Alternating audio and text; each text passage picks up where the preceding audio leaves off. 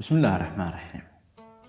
maanta waxaan ka hadlaynaa sida ciwaankayga ka muuqata sidee baad u noqotaa shakhsi saameyn ku leh YouTube. Su'aashaas waa su'aal muhiim ah. Dad badan ayaa YouTube-ka isku dayay in ay saameyn ku yeeshaan, balse waxaa laga yaabaa in aysan fahmin ama aysan isweydiin su'aalahan soo socda. Su'aalahan soo socda haddii aad awood u yeelatid inaad ka jawaabtid, waxaan ku ballan qaadayaa in aad noqotid shakhsi saameyn ku leh YouTube. Su'aasha koowaad waxay tahay, maxaad taqaanaa? Waxaad rabtaa inaad dadka la hadashid. Su'aasha lagu weydiinayo waxaa weeye, maxaan kaa faa'iidayaa? Maxaad taqaanaa? Xirfadee baad leedahay? Maxaad ku fiican tahay? Cunno kariska miyaa ku fiican tahay? Jir dhiska miyaa ku fiican tahay? Sawir qaadida miyaa ku fiican tahay? Tababarada miyaa ku fiican tahay? maxaad ku fiican tahay? Qof walba wuxuu ku fiican yahay. Taas waxay keenaysaa dad badan in ay barnaamijyadaada ku xirmaan iyagoo kuu soo doonanaya aqoon. Labo, waxa aad taqaanid ma faa'iideyn kartaa? Barnaamij ma ka samayn kartaa? Wax ma ka qori kartaa? Muuqaal ma ka samayn kartaa? Casharro ma ka diyaarin kartaa?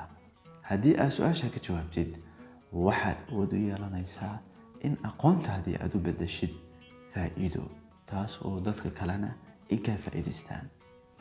Su'aasha saddexaad waxa weeye, tusaale ma u tahay waxa aad ka hadlaysid? Tusaale ma u tahay marka lagu leeyahay waxa weeye, haddii aad tusaale ahaan usoo qaadano in aad tahay qof jir dhiska ku fiican oo jirkiisu dhisan yahay, aqoontaada jir dhiska iyo sida aad jirkaaga u dhistay iyo sida aad isu soo saartay waa aqoon aad tusaale u tahay. Haddii aadan jirkaaga u dhisnayn, dadka kama gadi kartid fikirka ah in la is dhiso. Sababtoo wuxuu ku leeyihiin dadku adigoo ma dhisnida maxaa noo sheegaysaa. Marka waa in aanu tusaale u nahay waxa aan gadayno. Su'aasha kale waxay leedahay, waxaan aad ka hadlaysid ma faafi karaan? Ma yihiin wax baahi dad badan ay qabaan? Aqoonta aad leedahay iyo waxa aad faa'iideyn kartid iyo waxa aad tusaalaha u tahay, ma yihiin wax faafi kara? Dhibaato dad badan haysata, xal ma u noqonaysaa? Su'aalo dad badan qabaan, jawaab ma siin kartaa? Taas haddii aad ka jawaabtid, waxaa inoo xiga, waxa kan aad ka hadlaysid ma joogteyn kartaa? Joogteyn kartaa.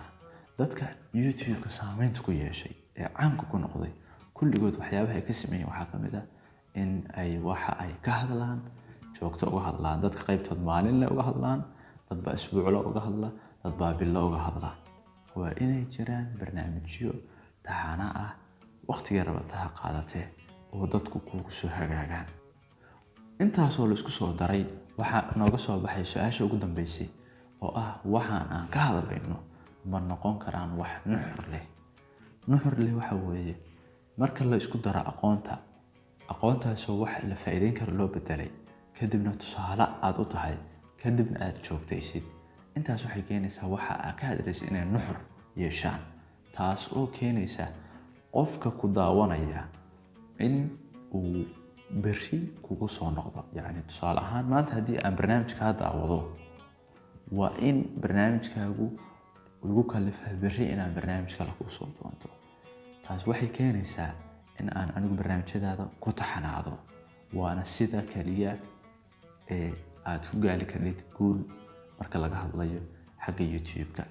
Waxa aad ka hadlaysid ma yihiin wax lagugu soo noqon karo.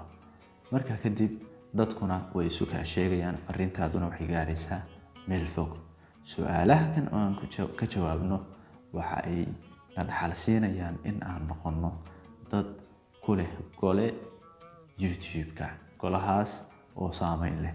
Saameynta dhabta ahna waxa weeye, qofka ku daawada ma yahay qof wax ka faa'iiday, diyaarna u ah in uu kugu soo noqdo. Intaas ayuu ku kooban yahay barnaamijkii aan uga hadlaynay sidee baad YouTube saameyn ugu yeelataa. Tan iyo kulankeena dambe, waxaan idin rajaynayaa guul. Wassalaamu calaykum waraxmatullaahi wabarakaatuh.